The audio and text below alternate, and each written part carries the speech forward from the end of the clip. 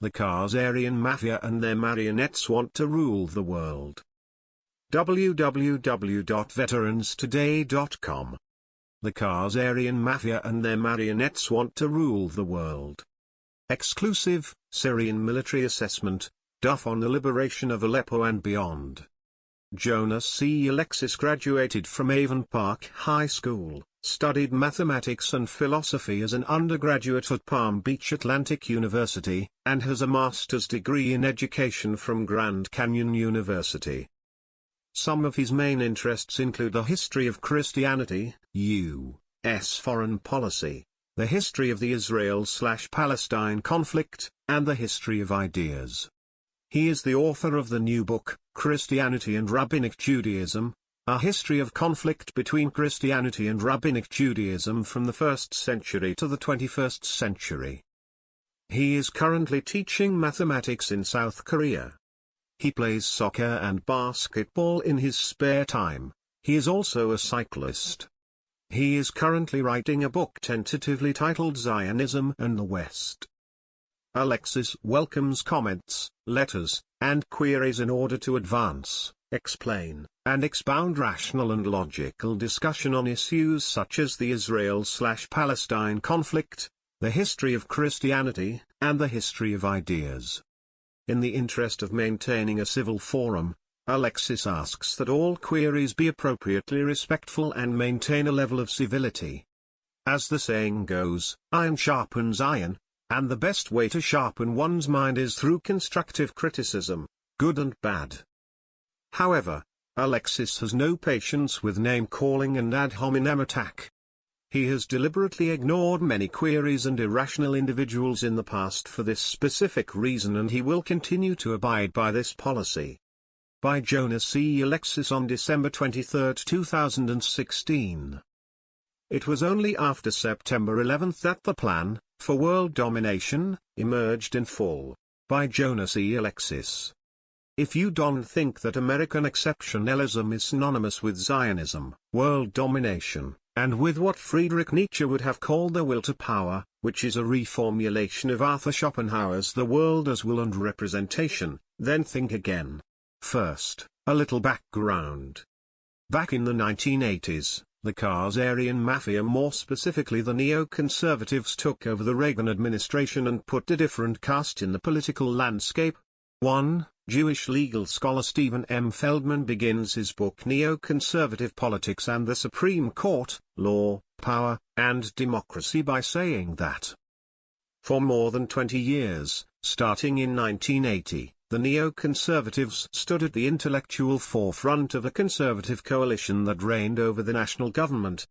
Neocons earned this prominent position by leading an assault on the hegemonic pluralist democratic regime that had taken hold of the nation in the 1930s. 2. Feldman is not alone here. Other Jewish scholars and writers have come to the same conclusion. 3. Ever since the Khazarian Mafia took over the U.S. foreign policy, America has been looking for dragons and monsters and goblins to destroy in the Middle East, which is totally contrary to what the Founding Fathers had envisioned. Irving Kristol, one of the Founding Fathers of the neoconservative movement, declared back in 1996. With the end of the Cold War, what we really need is an obvious ideological and threatening enemy, one worthy of our mettle, one that can unite us in opposition. 4. If a threatening enemy did exist, then the neocons, who by the way were all former Trotskyites and socialists, invented them and used cloak and dagger strategy to destroy them. George H. W. Bush got sucked into this idea. By October of 1991, shortly after the Gulf War, he told the United Nations that he aspired to create a new world order. 5. Bush said that this new world order basically referred to a world in which peace and harmony would coalesce among nations. No wars, no conflict, only dialogue and resolving issues through diplomatic solutions. But we all know that this was a bold lie and a sneaky way to trick the American people. This new world order was another word for world domination. As Patrick Buchanan rightly pointed out, between the day Bush took office and the day his son followed suit, the United States invaded Panama, intervened in Somalia, occupied Haiti, pushed NATO to the borders of Russia, created protectorates in Kuwait and Bosnia, bombed Serbia for 78 days, occupied Kosovo, adopted a policy of dual containment of Iraq and Iran, deployed thousands of troops on Saudi soil sacred to all Muslims. 6. In this new world order, practical reason plays virtually no role. Moreover, agents of this new world order didn't consult the American people because no one with an ounce of common sense would support it.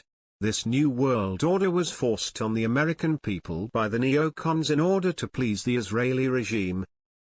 If that is far-fetched, then take it from George W. Bush himself. He once asked his father to define neoconservatism. What's a neocon? Do you want names, or a description? Answered, the elder Bush description. Well, said the former President of the United States, I'll give it to you in one word, Israel. 7. Similarly, Jewish neocon Max Boot declared in an article in the Wall Street Journal entitled What the Heck is a Neocon? That Israel is a key tenet of neoconservatism, and commentary, a neocon flagship, is the neocon Bible. 8. George W. was just following the neocon or New World Order strategy when he said of Saddam Hussein, I'm going to kick this sorry motherfucker all over the Mideast. 9. Long before the US went to Iraq, Bush was already dividing the world into two categories. Those who were with the United States in implementing the New World Order ideology on a global scale, and those who don't. Those who refused to follow the New World Order were condemned as either terrorists or terrorist sympathizers. As Bush himself put it, our war on terror begins with Al-Qaeda, but it does not end there. It will not end until every terrorist group of global reach has been found, stopped and defeated. Every nation, in every region, now has a decision to make. Either you are with us, or you are with the terrorists. From this day forward, any nation that continues to harbor or support terrorism will be regarded by the United States as a hostile regime. 10. Bush didn't stop there. He had more interesting things to say. America has a message to the nation of the world. If you harbor terrorists, you are terrorists. If you train or arm a terrorist, you are a terrorist. If you feed a terrorist or fund a terrorist, you're a terrorist, and you will be held accountable by the United States. 11.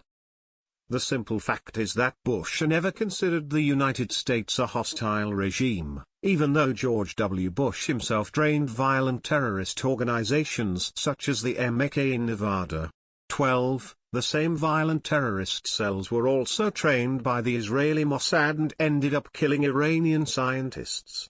13. That was all right because those terrorists were just following the New World Order ideology. In short, Bush, according to his own political categories, is a terrorist. And keep in mind that terrorists do not care about the truth. They do not care whether innocent people live or die. They only care about spreading a political or ideological virus. Jewish neocon Jonah Goldberg is a classic example of this. He declared unapologetically, every 10 years or so, the United States needs to pick up some small crappy little country and throw it against the wall, just to show we mean business. 14.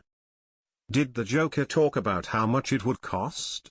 Did he talk about complete chaos and destruction? No. By 2003, after months of propaganda in the media, Bush spread the neocon or New World Order virus in Iraq, which turned out to be a complete disaster. John Prados, co-director of the Iraq Documentation Project, noted that the record plainly demonstrates that the Bush administration swiftly abandoned plans for diplomacy to curb fancied Iraqi adventurism by means of sanctions, never had a plan subsequent to that except for a military solution, and enmeshed British allies in a manipulation of public opinion on both sides of the Atlantic designed to generate support for a war. 15. But how did we get to the debacle in Iraq in 2003? Was there preparation? Interestingly, yes. It must be emphasized that one of the goals of the neocon or New World Order ideology is to swing puppets and marionettes in their favor. As Irving Kristol himself pointed out, the historical task and political purpose of neoconservatism would seem to be to convert the Republican Party and American conservatism in general, against their respective wills, into a new kind of conservative politics suitable to governing a modern democracy. 16. Back in the 1990s, numerous puppets and lackeys were ready to fulfill Kristol's dream. Dick Cheney was one of them. With the help of Paul Wolfowitz and others, he crafted a plan in 1993 entitled Defense Strategy for the 1990s. David Armstrong of Harper's Magazine said that this plan was for the United States to rule the world. The overt theme is unilateralism, but it is ultimately a story of domination. It calls for the United States to maintain its overwhelming military superiority and prevent new rivals from rising up to challenge it on the world stage. It calls for dominion over friends and enemies alike. It says not that the United States must be more powerful, or most powerful, but that it must be absolutely powerful. 17. It was almost impossible to implement that plan into the domestic and foreign policy before the 9/11 attack, but right after that catastrophic event, the Khazarian Mafia and their marionettes were all elated because the door was opened for them to move to world domination, at least in the Middle East. Keep in mind that it was Benjamin Netanyahu who said right after the 9/11 attack, "We are benefiting from one thing, and that is the attack on the Twin Towers and Pentagon, and the American struggle in Iraq." He continued to say that all those disastrous events swung American public opinion in our favor. 18. Armstrong declared, "It was only after September 11 that the plan, for world domination, emerged in full." 19. One can say that 9/11 was the threatening enemy that Kristol needed. He died in 2009, and one can also say that he couldn't be much happier when Bush announced that he would begin a kind of aggressive expansion in the Middle East. So, the plan to have a strong military force virtually all over the world, most specifically in the Middle East, was and still is a strategy which was hatched by the Khazarian Mafia and which was being pushed by marionettes and puppets like Dick Cheney, Colin Powell, Condoleezza Rice, Donald Rumsfeld, and more recently Samantha Power. Armstrong wrote back in 2002. Before the plan was about domination, it was about money. It took shape in late 1989, when the Soviet threat was clearly on the decline, and, with it, public support for a large military establishment. Cheney seemed unable to come to terms with either new reality. He remained deeply suspicious of the Soviets and strongly resisted all efforts to reduce military spending.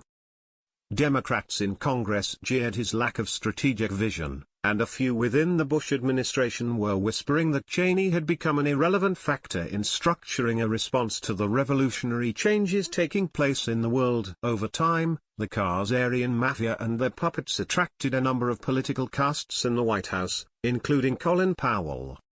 Those political clowns were more willing to go along with the idea of world domination and were much happier to articulate the New World Order ideology in the media in a deceptive and diabolical way. As Armstrong put it, Powell insisted that maintaining superpower status must be the first priority of the U.S. military. "We have to put a shingle outside our door saying, 'Superpower lives here, no matter what the Soviets do,'" he said at the time. He also insisted that the troop levels be proposed were the bare minimum necessary to do so. This concept would come to be known as the base force. 20. Like father, like son. By 1990, George H.W. Bush began to preach the doctrine of world domination, using statements such as American forces needed to be placed at any corner of the globe. 21. At any corner. Not even the Roman Empire could afford such an enterprise. By 1992, Powell began to propagate the idea that the United States needed to deter any challenger from ever dreaming of challenging us on the world stage. He said emphatically, "I want to be the bully on the block." He added that there is no future in trying to challenge the armed forces of the United States. 22. This was again antithetical to what the Founding Fathers had envisioned. But because Powell was possessed by the Khazarian spirit, and because he worked in an environment where world domination was the new theory on the block, he had to postulate statements that were later proved disastrous for the United States and much of the Middle East. Armstrong wrote, as Powell and Cheney were making this new argument in their congressional rounds, Wolfowitz was busy expanding the concept and working to have it incorporated into U.S. policy. During the early months of 1992, Wolfowitz supervised the preparation of an internal Pentagon policy statement used to guide military officials in the preparation of their forces, budgets, and strategies. The classified document, known as the Defense Planning Guidance, depicted a world dominated by the United States, which would maintain its superpower status through a combination of positive guidance and overwhelming military might. The image was one of a heavily armed city on a hill. The DPG stated that the first objective of U.S. defense strategy was to prevent the re-emergence of a new rival. Achieving this objective required that the United States prevent any hostile power from dominating a region of strategic significance. America's new mission would be to convince allies and enemies alike that they need not aspire to a greater role or pursue a more aggressive posture to protect their legitimate interests. Another new theme was the use of preemptive military force. The options, the DPG noted, ranged from taking preemptive military action to head off a nuclear, chemical, or biological attack to punishing or threatening punishment of aggressors through a variety of means, including strikes against weapons manufacturing facilities. 23. Obviously no country would like this essentially diabolical plan. And whenever the Khazarian Mafia and their marionettes proceed to implant that plan in the Middle East, Palestinians suffer, innocent and precious children by the thousands die, mothers weep for their loved ones, livelihoods are destroyed, fathers mourn inconsolably, entire neighborhoods get destroyed. At the same time, Israeli regime and officials diabolically laugh at their defenseless victims. U.S. officials side with Israel, Western nations stay silent, politicians support their masters, and the Khazarian Mafia and their puppets continue to defend their diabolical plan as self-defense. What's more, whenever the cost is too much, the Khazarian Mafia and their puppets send the bill to America and let the average taxpayer deal with it. For the Khazarian Mafia, a $6 trillion war in Iraq is not enough at all. And instead of admitting that they committed a cardinal error in the region, they call the debacle a worthy mistake. 24. Long before the war, they spent countless hours vomiting lies and fabrications in the media.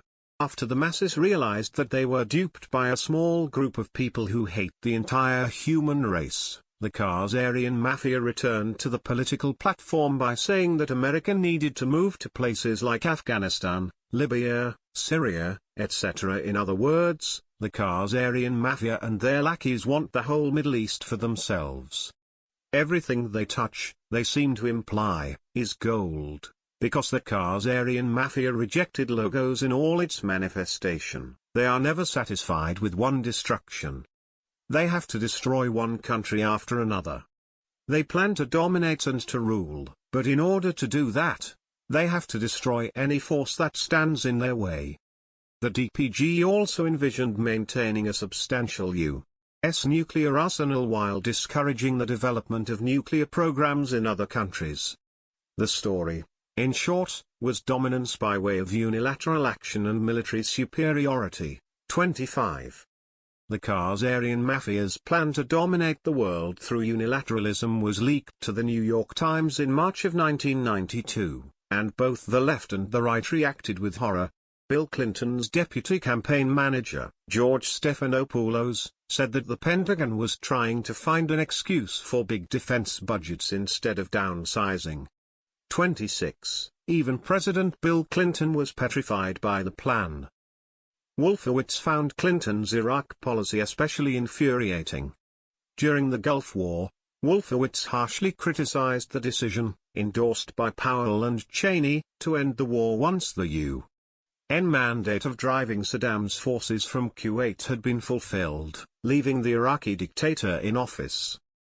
He called on the Clinton administration to finish the job by arming Iraqi opposition forces and sending U.S. ground troops to defend a base of operation for them in the southern region of the country. In a 1996 editorial, Wolfowitz raised the prospect of launching a preemptive attack against Iraq.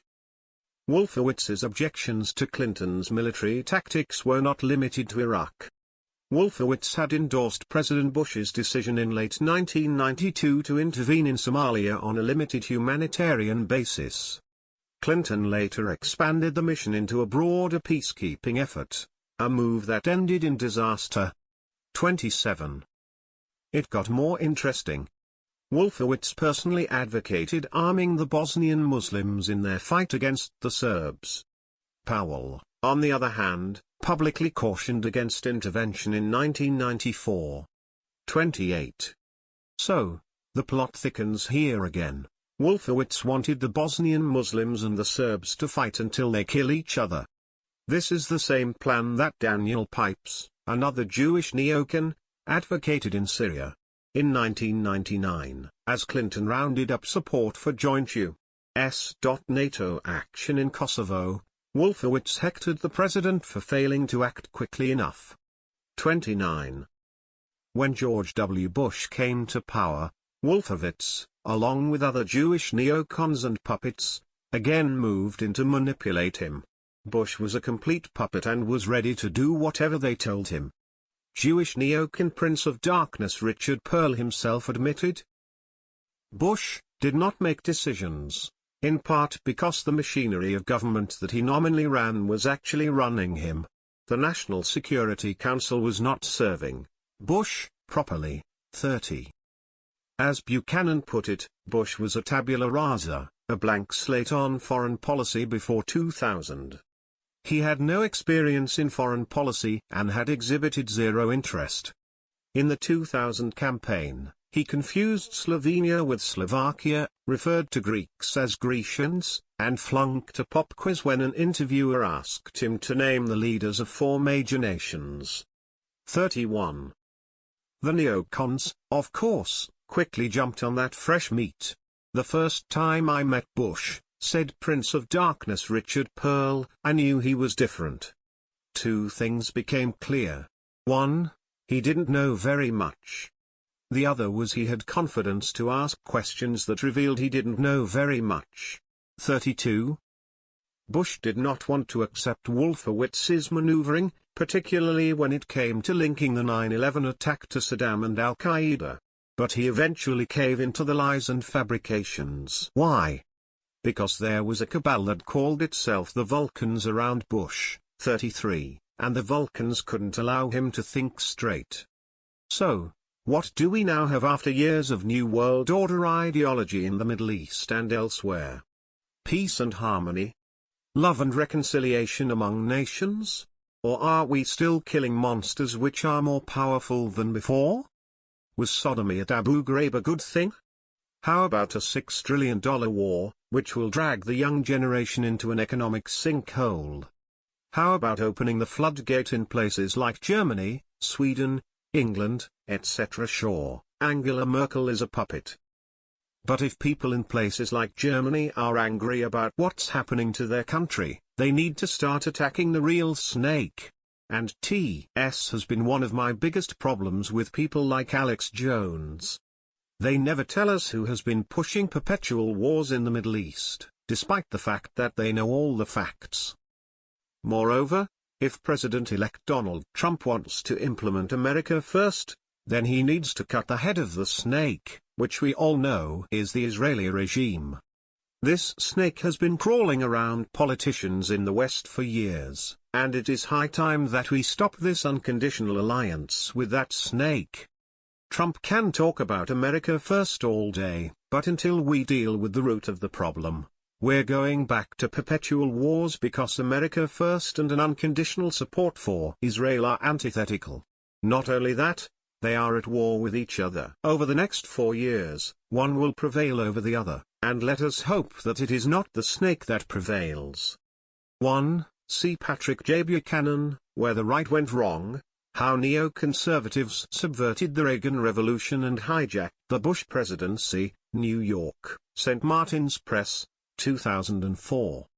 2. Stephen M. Feldman, Neoconservative Politics and the Supreme Court, Law, Power, and Democracy, New York and London, New York University Press, 2013, 1. 3. Murray Friedman, The Neoconservative Revolution, Jewish Intellectuals and the Shaping of Public Policy, Cambridge, Cambridge University Press, 2005, Stefan Halper and Jonathan Clark, America Alone, The Neoconservatives and the Global Order, Cambridge, Cambridge University Press, 2004, Jacob Heilbrunn, They Knew They Were Right, The Rise of the Neocons, New York, Anchor Books, 2009. 4. Buchanan, Where the Right Went Wrong, 37,